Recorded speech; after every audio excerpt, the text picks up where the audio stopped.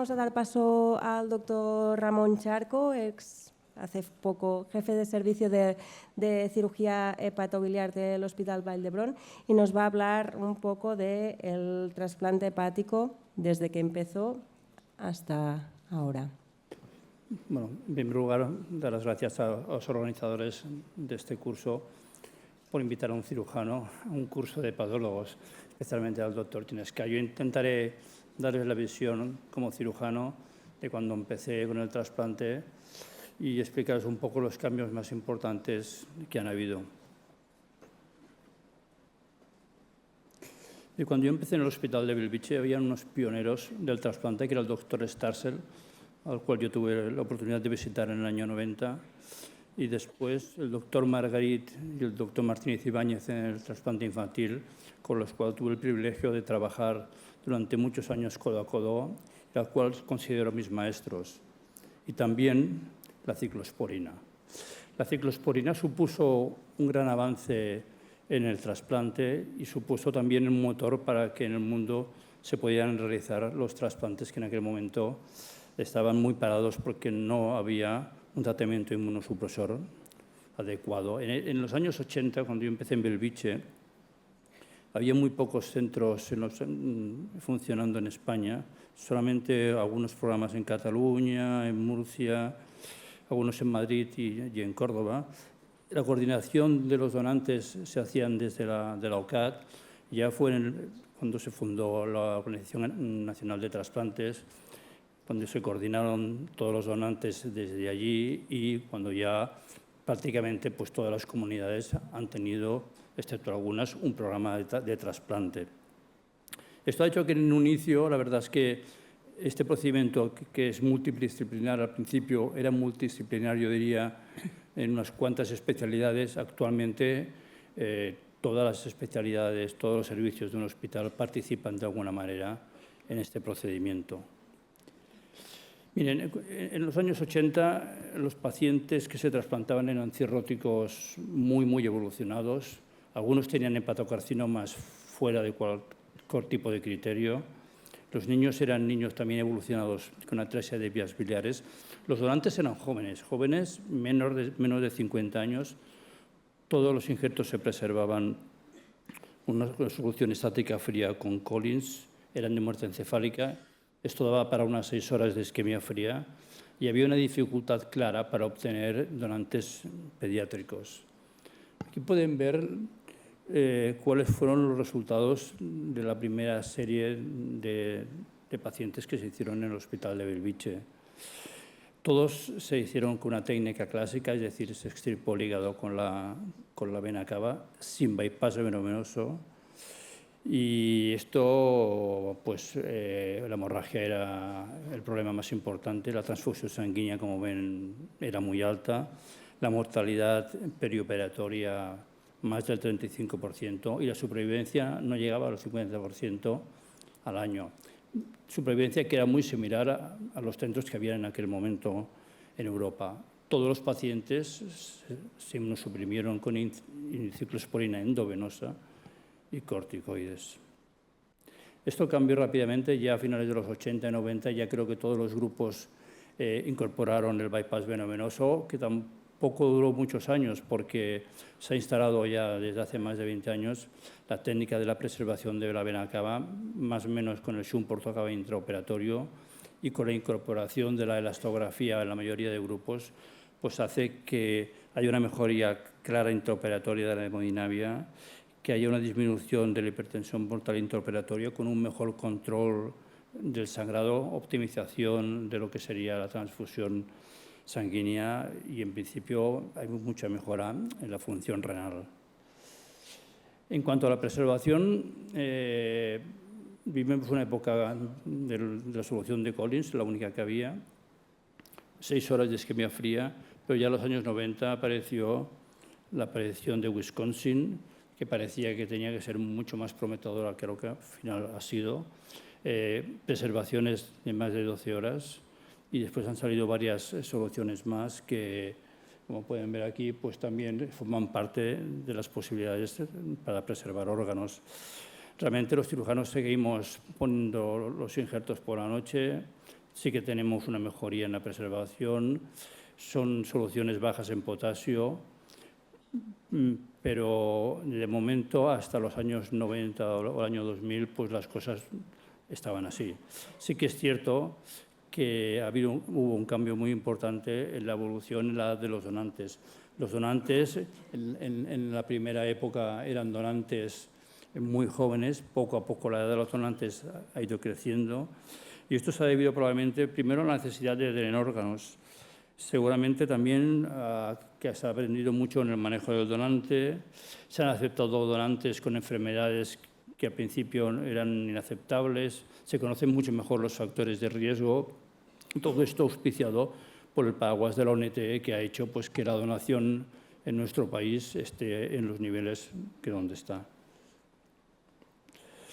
Probablemente el cambio más importante que han surgido en estos 40 años en el trasplante, en la preservación de órganos, ha sido las máquinas de perfusión ex vivo. De manera muy resumida, les diré que desde la última década, desde 2010-2015, tenemos sistemas donde podemos preservar mucho mejor los injertos. Hay básicamente un sistema que es oxigenado de hipotermia que nos permite recuperar, más que recuperar, obtener y aceptar injertos con un menor riesgo que el que teníamos y también un tiempo de isquemia fría un poquito más larga. Y después las máquinas de perfusión normotérmica, esto es otro nivel. Podemos recuperar órganos que antes nunca hubiéramos aceptado. Podemos preservarlos hasta 7 días y aquí se abre un abanico de investigación para poder hacer. Sé que en Madrid se está trabajando en que haya un centro de recuperación de órganos para que órganos o hígados que no son válidos de entradas se puedan recuperar. Yo creo que es un futuro que ya que lo tenemos ya aquí, pero que creo que se va a expandir mucho más. Con la necesidad de mejorar los resultados, la inmunosupresión ha cambiado, cuando uno lo mira fríamente, menos de lo que se imagina. Al principio, todos los pacientes recibían ciclosporina endovenosa y corticoides. La ciclosporina endovenosa se pasó por la ciclosporina A, después por la ciclosporina neoral, pero no fue hasta los 90 donde apareció otro nuevo inmunosupresor, que fue el tacrolimus, que realmente parecía que tenía mucho más potencia inmunosupresora y que tenía menos efectos secundarios. Se combinó con otro inmunosupresor que apareció también en la misma época, que fue el micofenolato y los anticuerpos para hacer inducción en la inmunosupresión. Y aquí, bueno, no hace falta que les diga la cantidad de estudios, revisiones, metaanálisis que pueden encontrar, todos con el afán de encontrar pues, cuál es la mejor opción para tener menos efectos secundarios y un mejor control del rechazo. A finales de los 2000-2005 se comercializaron 2 nuevas moléculas, la rapamicina y el everolimus, pero hasta el 2005, y aquí se ha parado, no ha habido, desde el 2005, digamos 15 años, que no ha habido un nuevo inmunosupresor. Sí que han salido las fórmulas de 24 horas de tacrolimus, pero realmente yo diría que lo que hemos aprendido con estos inmunosupresores es a manejarlos mejor y a tener pautas de minimización. Con los cambios en la técnica quirúrgica, la inmunosupresión y los años, la verdad es que cada vez más la supervivencia en los trasplantes ha sido mucho mejor. Y esto lo avalan los registros que tenemos del Registro Español de Trasplante de Hígado, pero también es verdad que cuanto mejor van las cosas, más se incluyen los pacientes en la lista de espera y nos encontramos que a finales de los 90, a principios del 2000, pues claramente habían muchas más inclusiones que donantes. Y lo primero que se hizo, creo yo, más o menos en todos los centros, fue ordenar la lista de espera por un sistema que fuera objetivo y que fuera equitativo, y fue el sistema MEL, ¿no? Que se ha ido acoplando con los diferentes cambios y modernizaciones del SCORE. Nosotros en Cataluña dimos un pasito más, viendo la buena experiencia que habían tenido en Andalucía, y diseñamos una lista de espera para pacientes graves donde el primer donante que se generaba en la comunidad pues era para el paciente que estuviera más grave de la comunidad, ¿no? Yo creo que esto es una manera más equitativa y eficiente de allocation para los órganos. En el afán de búsqueda de más donantes, cuando yo fui a trabajar al Hospital Clínico, donde coincidí con los moderadores de la mesa, pues me encontré que había empezado un programa muy ambicioso de donación de vivo.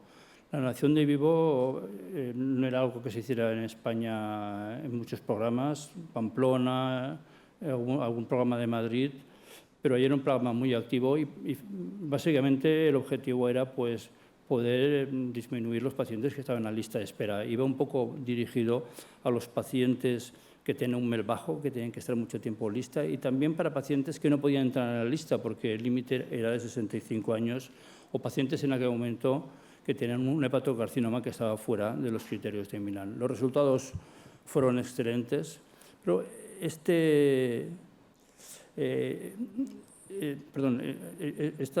práctica actualmente, que solamente se hace en España en niños, y en el resto de Europa sí que hay centros que tienen un programa de donante vivo porque tienen muy baja donación, se hacen siempre ya bajo técnicas de cirugía mínimamente invasiva. Lo que les comentaba era que el programa del Clinic convivía con un programa en asistolia, pero un programa en asistolia de pacientes con asistolia no controlada, es decir, pacientes que fallecían en la calle o en su casa, que eran trasladados al hospital. Y aquí, después de mucho tiempo de experimentación, se vio que la aplicación de la perfusión regional normotérmica era la mejor manera de poder preservar estos órganos en asistolia no controlada, y el implante pues, tenía unos buenos resultados. Esto fue la base para que se aplicara en la asistolia controlada. La perfusión regional normotérmica, yo creo que la tienen todos los programas y es una medida que han optado todos los cirujanos de todos los programas de trasplante de este país y también del resto de Europa, y se considera que es la mejor manera de poder preservar estos injertos. Esto más, cuando miramos el registro, nos damos cuenta de que prácticamente más del 50% de los donantes que han habido en el 2024 en España han sido en donación en asistolia controlada. Y además, eso también permite que los pacientes puedan donar después de la eutanasia. Yo creo que una de las pesadillas que hemos tenido los cirujanos, y seguro que ustedes también los hepatólogos, ha sido el trasplante por el virus de la hepatitis C. Durante muchos años estos pacientes era muy complicado el seguimiento, todos tenían recidiva post-trasplante, el que tenía una recidiva colestásica fibrosante pues sabíamos que iba a ir mal, cuando se asociaba el rechazo, qué hacer con la inmunosupresión.